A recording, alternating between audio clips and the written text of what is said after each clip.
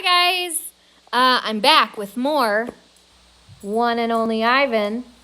It's getting really good, getting real good.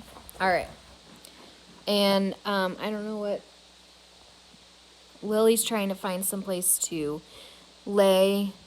She's making a lot of noise right now.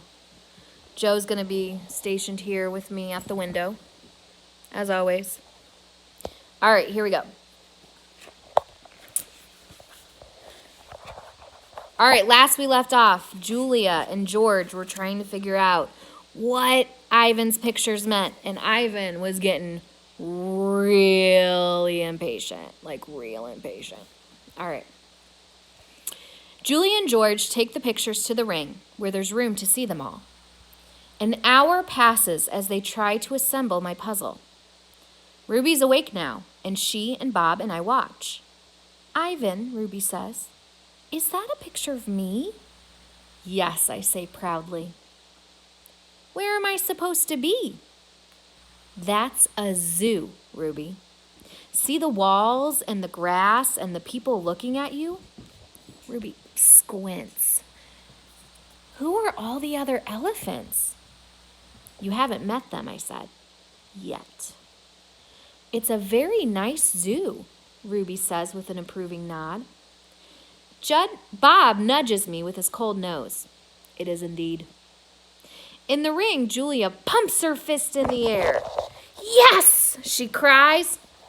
"I told you, Dad. There it is. H-O-M-E. Home." George gazes at the letters.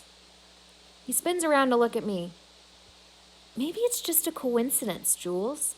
You know, a once-in-a-trillion-time kind of thing.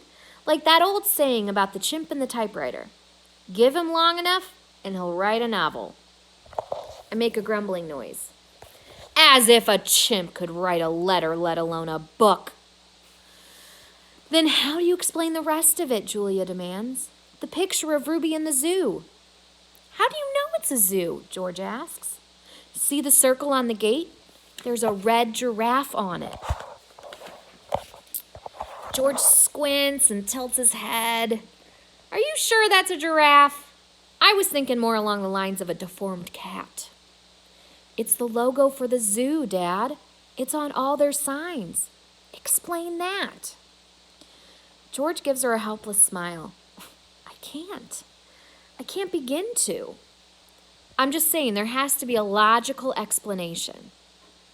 Look how big this is. Julia puts the last piece of Ruby's right ear into place. "It's huge. It's definitely large," George agrees. Julia watches me. She chews on her thumbnail. I see the question in her eyes. She looks back to the paintings and stares at them, looking, truly looking. A slow smile dawns on Julia's face. "Dad," she says, "I have an idea. A big idea." Julia races around the edge of my painting, her arms spread wide. "Billboard big." "I'm not following you," George says. "I think this is meant to be on a billboard. That's what Ivan wants." George crosses his arms over his chest. "What Ivan wants," he repeats slowly. "And you know this because you two have been chatting?" "Because I'm an artist, and he's an artist." "Uh-huh," says George. Julia clasps her hands together. "Come on, Dad, I'm begging you."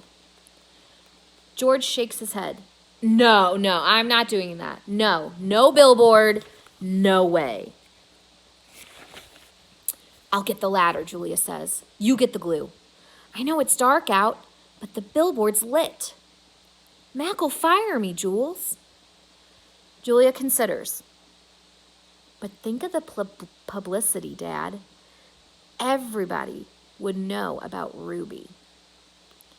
"You want me to put up a sign that shows Ruby in a zoo with the word home on it in giant letters?" George gestures towards my pictures. A sign, incidentally, that just happens to be made by a gorilla? Exactly. And you want me to do it without Mac's permission? George asks. Exactly. No, George says, no way. Julia goes to the edge of the ring, careful not to step on any of my paintings. She picks up Mac's claw stick. She walks back and hands it to her father. George runs a finger along the blade. She's just a baby, Dad. Don't you want to help her? But how would it help, Jules? Even if lots of people see Ivan's sign, it doesn't mean anything's going to change. I'm not exactly sure yet, Julia shakes her head. Maybe people will see the sign and they'll know this isn't where Ruby belongs. Maybe they'll just want to help too. George sighs. He looks at Ruby. She waves her trunk. It's a matter of principle, Dad. Principal. Principle, Dad corrects. Dad, Julia says softly. What if Ruby ends up like Stella? George looks at me, at Ruby, at Julia. He drops the claw stick. The ladder, he says quietly, is in the storage locker.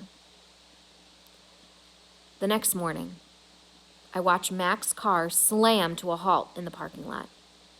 He leaps out. He stares at the billboard. His jaw is open. He doesn't move for a long time. A mad gorilla is loud, but a mad human can be loud too. Especially when he is throwing chairs and turning over tables and breaking the cotton candy machine. Mac is kicking a trash can across the food court when his phone rings. He answers it red-faced. And sweating.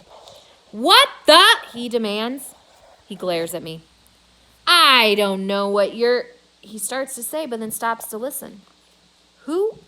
Julia, who? He asks.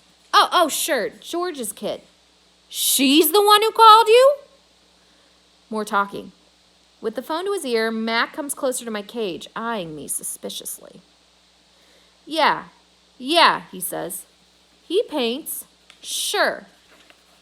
We've been selling his art for quite a while now. There's a long pause. Yeah, absolutely. It was my idea. Mac nods. A smile starts to come at the corners of his mouth. Photos? No problem. You want to see him in action? Come on down, have a look. We're open 365 days a year. Can't miss us. We're right off I-95.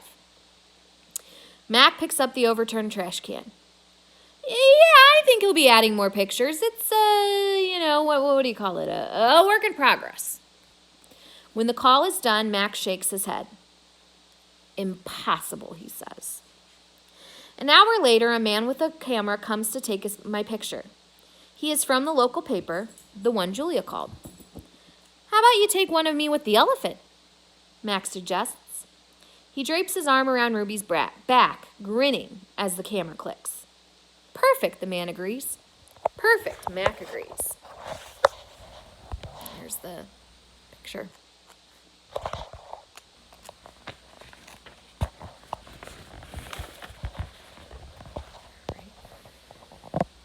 A photo of my billboard is in the newspaper. Mac tapes the story onto my window. Every day, more curious people arrive. They park in front of the billboard. They point and shake their heads. They take photos. Then they come to the mall and buy my paintings. While visitors watch, I dip my hands in fresh buckets of paint. I make pictures for the gift shop and pictures to add to the billboard. Trees with birds, a newborn elephant with glittering black eyes, a squirrel, a bluebird, a worm. I even paint Bob so he can be on the billboard too. I can tell he likes the picture, although he says I didn't quite capture his distinguished nose. Every afternoon, Mac and George add my new pictures to the billboard. People slow their cars while they work. Drivers honk and wave. My gift shop pictures now cost $65. with frame. All right, we'll stop there for today. To be continued. Bye, guys.